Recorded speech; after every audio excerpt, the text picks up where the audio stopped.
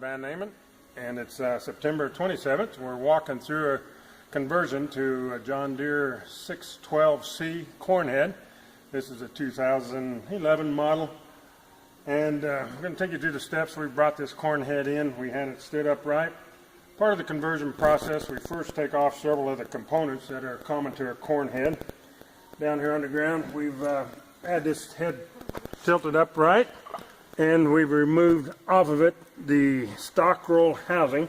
But to do that, we first removed the trash knives from the right side and left side, took those off, then had access to the retainer nut that holds the stock rolls onto the stock roll shaft, removed both right and left stock rolls, and then the 8 bolts that remove this, often referred to as the binoculars, but stock roll housings and shafts complete. 8 bolts removed, and then we go in and replace that, cover that part of the gear case up with this plate, and it also has 8 holes that match up directly in there and provide the cover over the gear case to retain the grease inside the housing. Bottom side is complete. We do that across all 12 row units. After we get done with that, we stand the row units up. I'm going to come on down and walk through roughly 6 rows here.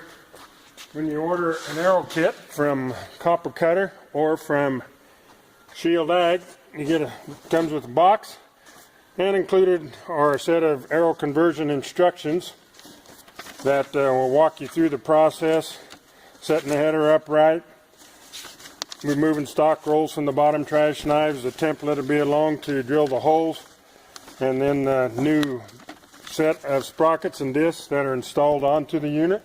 We're going to lift some of those components out of there. Here we see the cover plates that go on front of the gear case.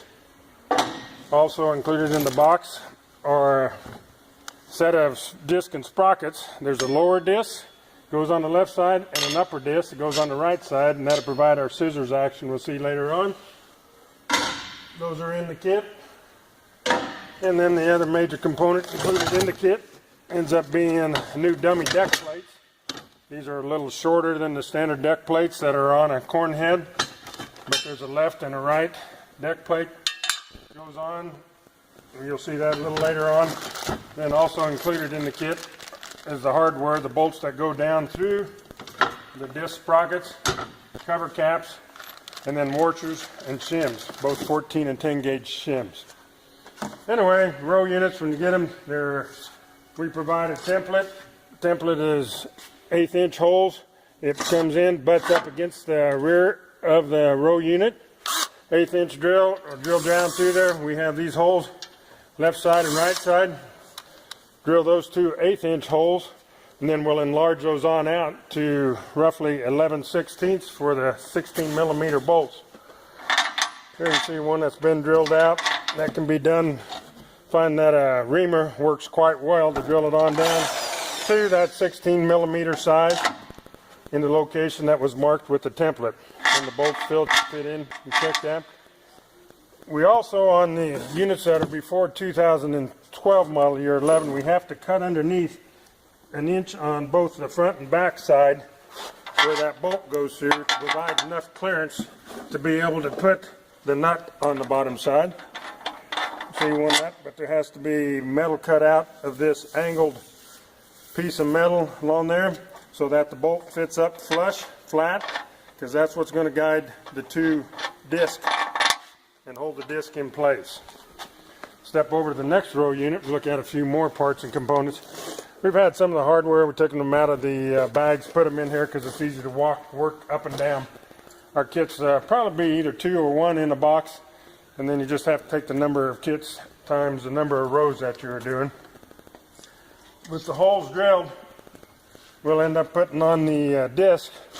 On the top, on the back page of your conversion kit is a list of parts, but you'll also see shims in there that are 10 gauge and 14 gauge. 14 gauge being the thinner one, be probably just enough to fit under the left side as we stand on a corn head or set in the seat of a combine. We consider this the left side of the row unit, left side of the header. 1 shim underneath there will give us the clearance, so it's just a little higher than our bearing that sits on there. That'll go on, that disc will go on top, and then the bolts down through that. And the bolts here will drop in through the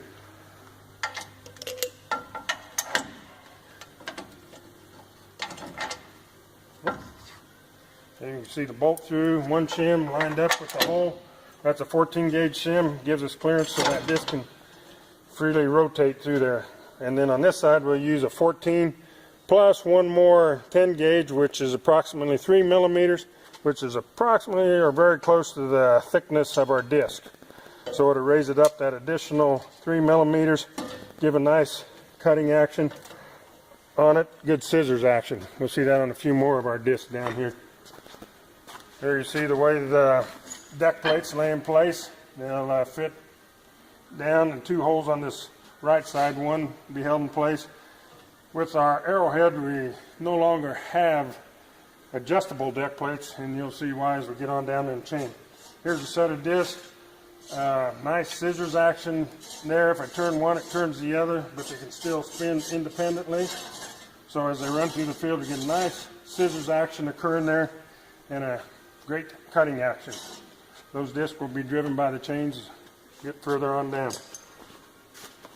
Here on this row unit, we've taken it a step further.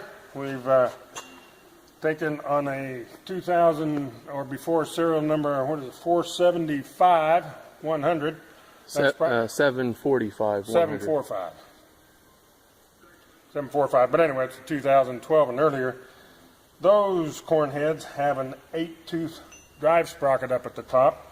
The later ones have a 6-tooth. The 8-tooth drive ones also had a chain guide that was integral to the front adjusting idler bracket. We end up having to take those and cut about 13 inches off the top, leaving 13 inches down here at the front. Deck plate fits underneath of it, and then the disc sit on top of it for the cutting action.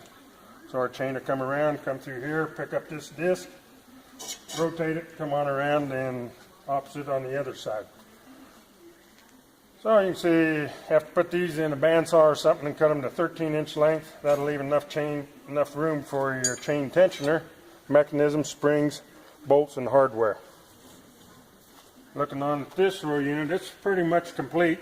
Has the chain back on, chain tensioner set back up, free to move loosely with about an 1/8 to 3/16 gap there. We got chain engagement in the teeth here, so when the chain runs, as you pull it up. Same with the one on the outboard side. When you put your chain back on, be sure to line your lugs midway between your left chain, so your right chain and left chain are staggered in between. And you see tension on there, lets the front idler and chain tension up and reduce down. And finish it off, there are plastic caps that come in the kit, pop down inside there, fit in and keep the water out of the bearing. Good enough. Bolts should be tightened up to 150 foot-pounds when they're tightened down.